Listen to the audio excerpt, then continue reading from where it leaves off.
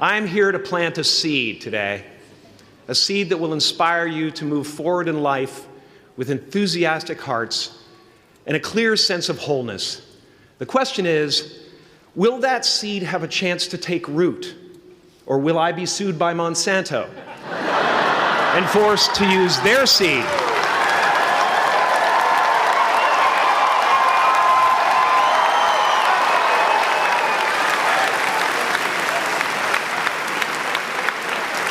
Which may not be totally Ayurvedic.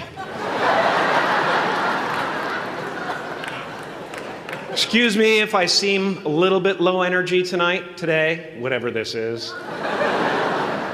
I slept with my head to the north last night. Oh man! Oh man! You know how that is, right, kids? Yeah. Woke up right in the middle of Pitta, couldn't get back to sleep till Vata rolled around. Crazy. Oh. Woo. But I didn't freak out, you know. I used that time to eat a large meal. Connect with someone special on Tinder. Because life doesn't happen to you, it happens for you. How do I know this? I don't, but I'm making sound, and that's the important thing. That's what I'm here to do. Sometimes I think that's the only thing that's important, really, you know? It's just letting each other know we're here. You know? Reminding each other that we're part of a larger self. I used to think Jim Carrey is all that I was. Just a flickering light, a dancing shadow. The great nothing masquerading as something you can name. Seeking shelter in caves and foxholes dug out hastily. An archer searching for his target in the mirror. Wounded only by my own arrows. Begging to be enslaved. Pleading for my chains. Blinded by longing and tripping over paradise. I used to believe that who I was ended at the edge of my skin. That I had been given this little vehicle called a body from which to experience creation. And though I couldn't have asked for a sportier model. It was, after all, a loaner and would have to be returned. Then I learned that everything outside the vehicle was part of me too. And now I drive a convertible. You are the vanguard of knowledge and consciousness. A new wave in a vast ocean of possibilities. On the other side of that door, there's a world starving for new ideas, new leadership. I've been out there for 30 years. She's a wildcat. Oh, she'll rub up against your leg and purr until you pick her up and start petting her, and then out of nowhere, she'll swat you in the face. It can be rough out there, but that's okay, because there's soft serve ice cream with sprinkles. I guess that's what I'm really trying to say here today. Sometimes it's okay to eat your feelings. Now, fear is going to be a player in your life, but you get to decide how much. You can spend your whole life imagining ghosts, worrying about the pathway to the future, but all there will ever be is what's happening here, and the decisions we make in this moment, which are based in either love or fear. So many of us choose our path out of fear disguised as practicality. What we really want seems impossibly out of reach and ridiculous to expect, so we never dare to ask the universe for it. I'm saying I'm the proof that you can ask the universe for it. Please.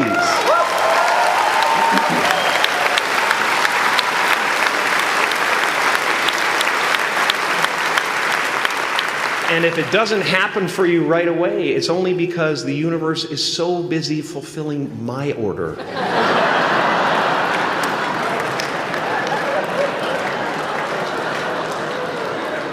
Party size! My father could have been a great comedian, but he didn't believe that that was possible for him. And so he made a conservative choice. Instead, he got a safe job as an accountant, And when I was 12 years old, he was let go from that safe job, and our family had to do whatever we could to survive. I learned many great lessons from my father, not the least of which was that you can fail at what you don't want, so you might as well take a chance on doing what you love.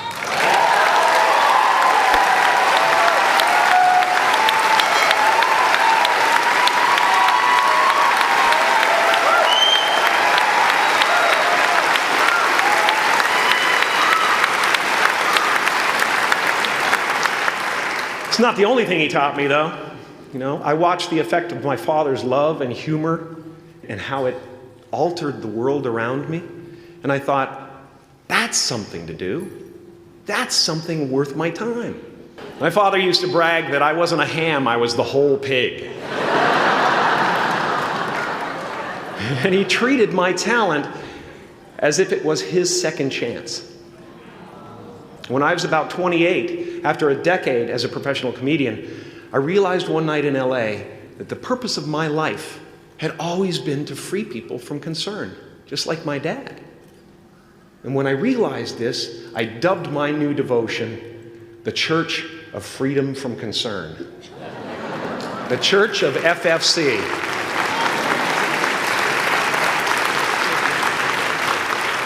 And I dedicated myself to that ministry. What's yours? How will you serve the world? What do they need that your talent can provide? That's all you have to figure out. As someone who's done what you're about to go and do, I can tell you from experience, the effect you have on others is the most valuable currency there is.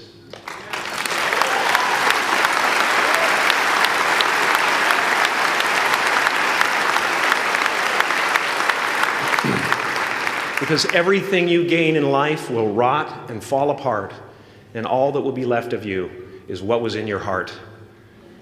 My choosing to free people from concern got me to the top of a mountain. Look where I am. Look what I get to do. Everywhere I go. I'm going to get emotional because when I tap into this, it really is extraordinary to me. I did something that made people present their best selves to me wherever I go.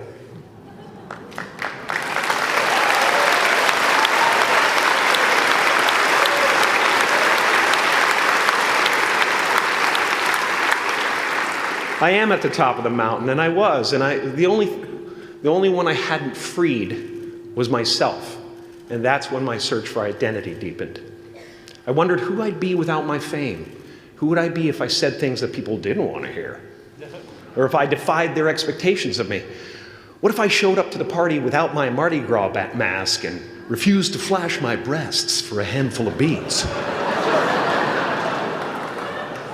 I'll give you a moment to wipe that image out of your mind. But you guys are so ahead of the game. You already know who you are. And that peace that we're after lies somewhere beyond personality, beyond the perception of others, beyond invention and disguise, even beyond effort itself. You can join the game, fight the wars, play with form all you want, but to find real peace, you have to let the armor go. Your need for acceptance can make you invisible in this world. Don't let anything stand in the way of the light that shines through this form. Risk being seen in all of your glory.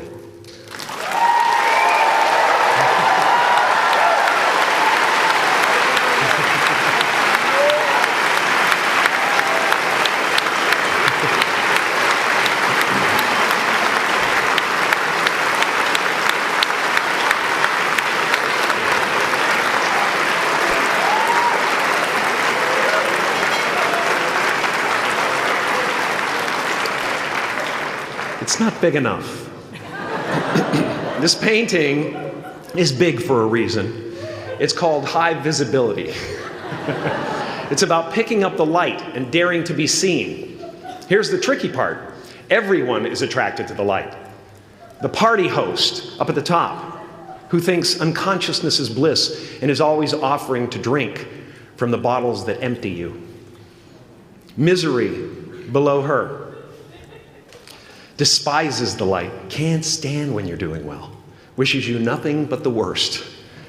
The Queen of Diamonds, under him, needs a king to build her house of cards. And the hollow one down bottom there will cling to your leg and say, please don't leave me behind, for I have abandoned myself. Even those who are closest to you and most in love with you, the people you love most in the world, will find clarity confronting at times. This painting took me thousands of hours to complete. And when I was finished, thank you, thousands of hours, yes. I'll never get them back. I'll never get them back. I worked on this for so long. I was weeks and weeks like a madman alone on a scaffolding. And when I was finished, one of my friends said, this would be a cool blacklight painting. So I started over.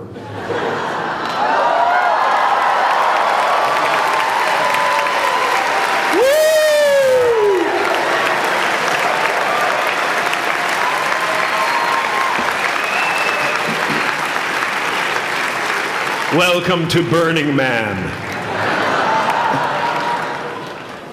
Some pretty crazy characters up there, but better up there than in here. You know, painting is one of the ways, thank you. Painting is one of the ways I free myself from concern, a way to stop the world through total mental, spiritual, and physical involvement. But even with that comes a feeling of divine dissatisfaction, because ultimately, we're not the avatars we create. We are not the pictures on the film stock. We are the light that shines through. All else is just smoke and mirrors, distracting, but not truly compelling. I've often said that I wished people could realize all their dreams and wealth and fame, and so that they could see that it's not where you're going to find your sense of completion. Like many of you, I was concerned about going out into the world and doing something bigger than myself, until someone smarter than myself made me realize that there is nothing bigger than myself.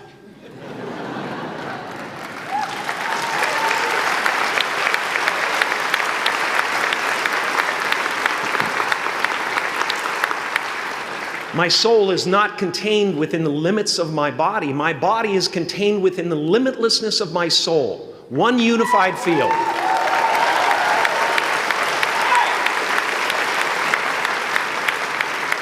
One unified field of nothing, dancing for no particular reason, except maybe to comfort and entertain itself.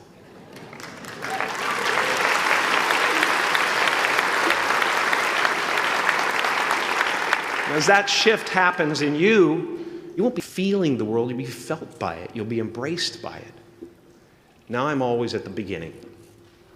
I have a reset button, and I ride that button constantly. Once that button is functioning in your life, there's no story that the mind could create that will be as compelling. The imagination is always manufacturing scenarios, both good and bad, and the ego tries to keep you trapped in the multiplex of the mind.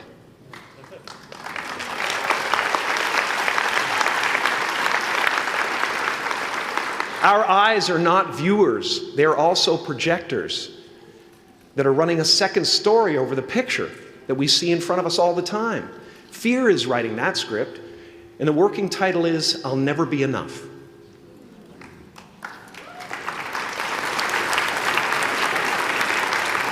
Now you're going to look at a person like me and say, how could we ever hope to reach those kind of heights, Jim?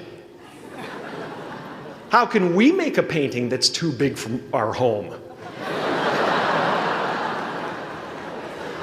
How do you fly so high without a special breathing apparatus? This is the voice of the ego. And if you listen to it, there will always be someone who's doing better than you. No matter what you gain, ego will not let you rest. It will tell you that you cannot stop until you've left an indelible mark on the earth, until you've achieved immortality. How tricky is this ego that it would tempt us with the promise of something we already possess?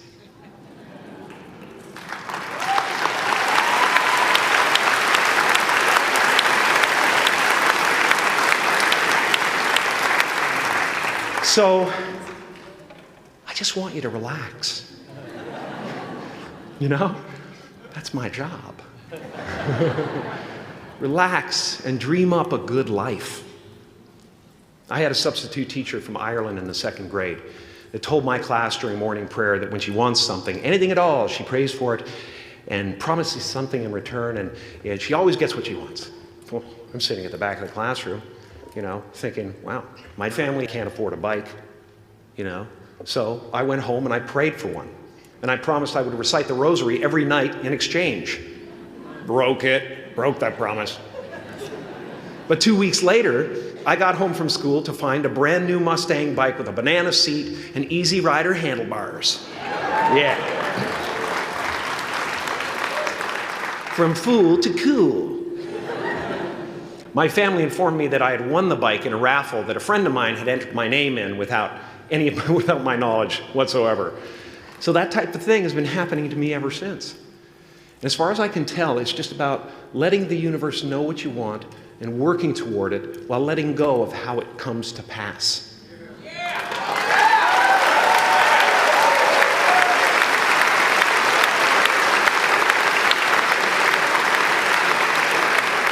Your job is not to figure out how it's going to happen for you, but to open the door in your head. And when the door opens in real life, just walk through it.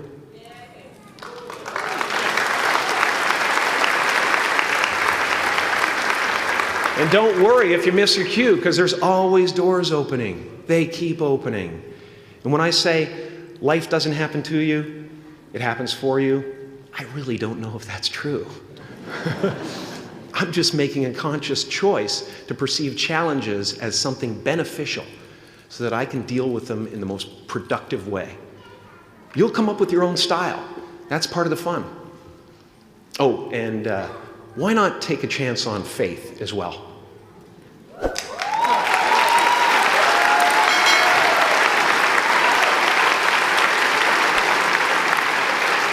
Take a chance on faith. Not religion, but faith. Not hope, but faith. I don't believe in hope. Hope is a beggar. Hope walks through the fire, and faith leaps over it.